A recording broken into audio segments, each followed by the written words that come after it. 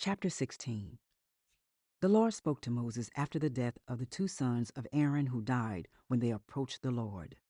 The Lord said to Moses, "Tell your brother Aaron that he is not to come whenever he chooses into the most holy place behind the curtain in front of the atonement cover on the ark, or else he will die. For I will appear in the cloud over the atonement cover. This is how Aaron is to enter the most holy place.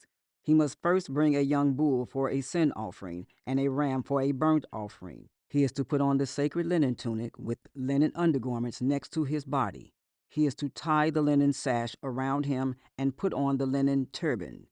These are sacred garments, so he must bathe himself with water before he puts them on. From the Israelite community, he is to take 2 male goats for a sin offering and a ram for a burnt offering. Aaron is to offer the bull for his own sin offering to make atonement for himself and his household. Then he is to take the 2 goats and present them before the Lord at the entrance to the tent of meeting. He is to cast lots for the 2 goats, 1 lot for the Lord and the other for the scapegoat. Aaron shall bring the goat whose lot falls to the Lord and sacrifice it for a sin offering. But the goat chosen by Lot as the scapegoat shall be presented alive before the Lord to be used for making atonement by sending it into the wilderness as a scapegoat. Aaron shall bring the bull for his own sin offering to make atonement for himself and his household, and he is to slaughter the bull for his own sin offering. He is to take a censer full of burning coals from the altar before the Lord, and 2 handfuls of finely ground fragrant incense, and take them behind the curtain. He is to put the incense on the fire before the Lord, and the smoke of the incense will conceal the atonement cover above the tablets of the covenant law, so that he will not die. He is to take some of the bull's blood and with his finger sprinkle it on the front of the atonement cover. Then he shall sprinkle some of it with his finger 7 times before the atonement cover. He shall then slaughter the goat for the sin offering for the people and take its blood behind the curtain and do with it as he did with the bull's blood. He shall sprinkle it on the atonement cover and in front of it. In this way he will make atonement for the most holy place because of the uncleanness and rebellion of the Israelites, whatever their sins have been. He is to do the same for the tent of meeting, which is among them in the midst of their uncleanness. No one is to be in the tent of meeting from the time Aaron goes in to make atonement in the most holy place until he comes out, having made atonement for himself, his household, and the whole community of Israel. Then he shall come out to the altar that is before the Lord and make atonement for it. He shall take some of the bull's blood and some of the goat's blood and put it on all the horns of the altar. He shall sprinkle some of the blood on it with his finger 7 times to cleanse it and to consecrate it from the uncleanness of the Israelites. When Aaron has finished making atonement for the most holy place, the tent of meeting, and the altar, he shall bring forward the live goat. He is to lay both hands on the head of the live goat and confess over it all the wickedness and rebellion of the Israelites, all their sins, and put them on the goat's head. He shall send the goat away into the wilderness in the care of someone appointed for the task. The goat will carry on itself all their sins to a remote place, and the man shall release it in the wilderness. Then Aaron is to go into the tent of meeting and take off the linen garments he put on before he entered the most holy place, and he is to leave them there. He shall bathe himself with water in the sanctuary area and put on his regular garments. Then he shall come out and sacrifice the burnt offering for himself and the burnt offering for the people, to make atonement for himself and for the people. He shall also burn the fat of the sin offering on the altar. The man who releases the goat as a scapegoat must wash his clothes and bathe himself with water. Afterward, he may come into the camp. The bull and the goat for the sin offerings, whose blood was brought into the most holy place to make atonement, must be taken outside the camp. Their hides, flesh, and intestines are to be burned up.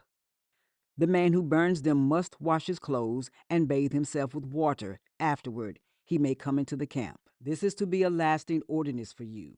On the 10th day of the 7th month, you must deny yourselves and do not do any work, whether native born or a foreigner residing among you, because on this day atonement will be made for you to cleanse you. Then, before the Lord, you will be clean from all your sins. It is a day of Sabbath rest, and you must deny yourselves. It is a lasting ordinance. The priest who is anointed and ordained to succeed his father as high priest is to make atonement.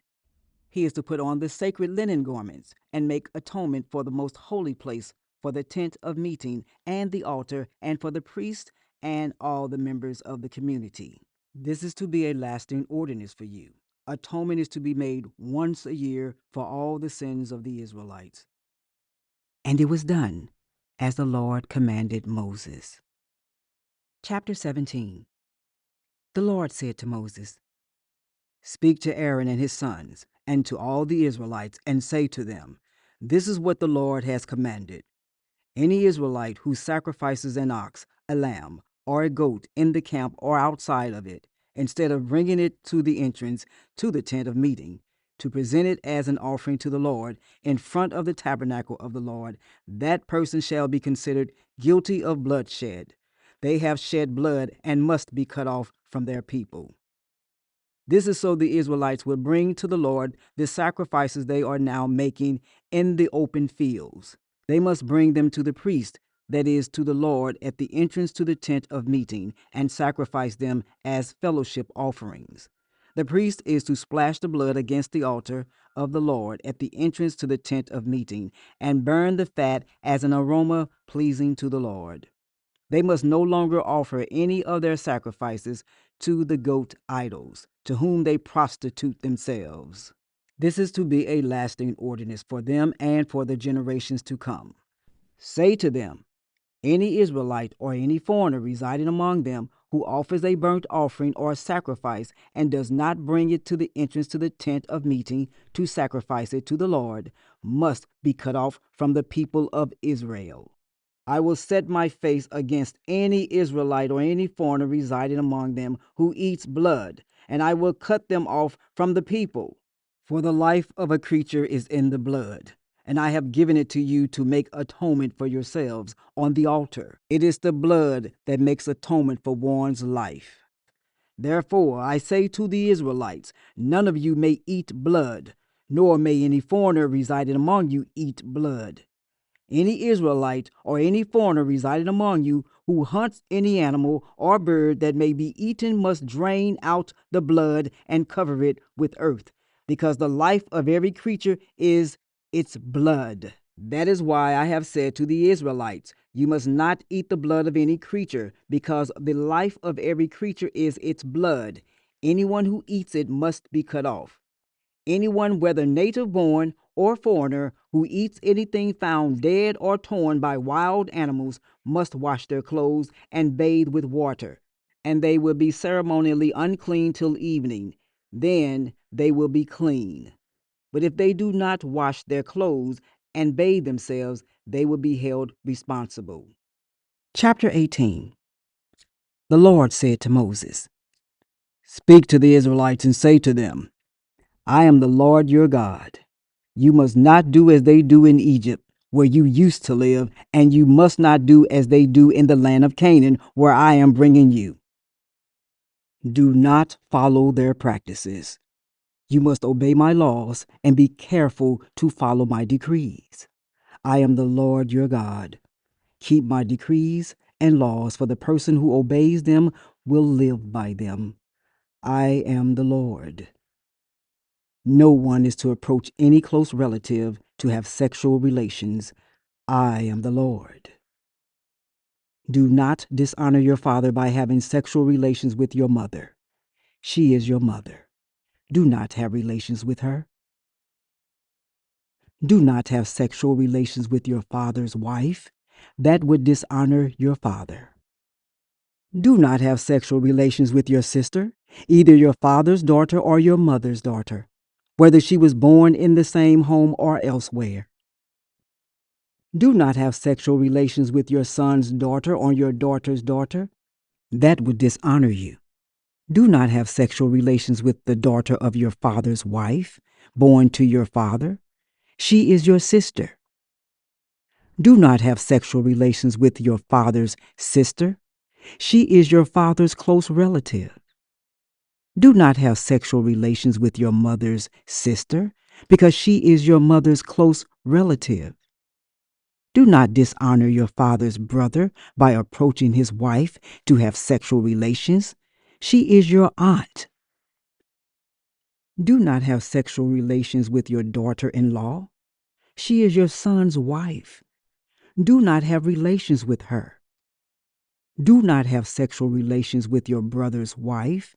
That would dishonor your brother. Do not have sexual relations with both a woman and her daughter. Do not have sexual relations with either her son's daughter or her daughter's daughter. They are her close relatives. That is wickedness. Do not take your wife's sister as a rival wife and have sexual relations with her while your wife is living. Do not approach a woman to have sexual relations during the uncleanness of her monthly period. Do not have sexual relations with your neighbor's wife and defile yourself with her.